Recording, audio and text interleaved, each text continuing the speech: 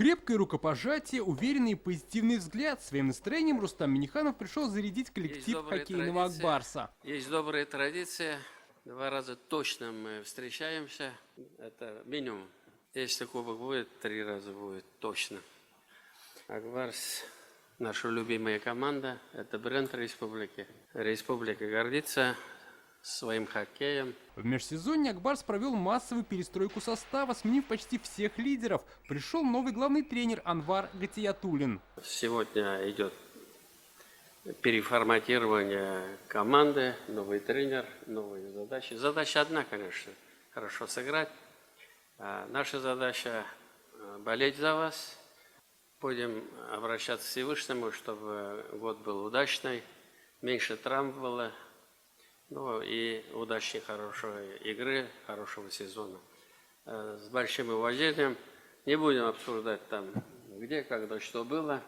Были и хорошие моменты, были и не очень. Ну, вот вы наша команда все равно. Как бы ни было, мы с вами.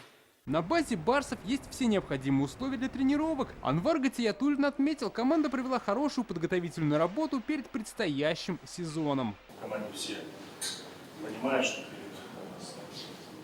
спортивными клубами республики всегда стоит максимальная задача.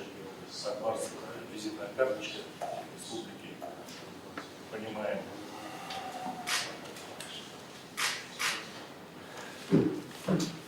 Понимаем, вместе будем идти поставленные цели.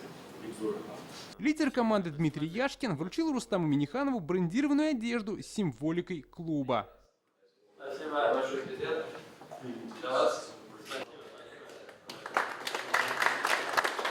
Новый сезон для Акбарса начнется с принципиального дерби. 5 сентября казанцы сыграют в гостях с уфимским Салаватом Юлаевым. Рустам Минниханов еще раз подбодрил хоккеистов и пожелал удачи. Иногда травма бывает, иногда там не так свистят эти судьи. Все бывает.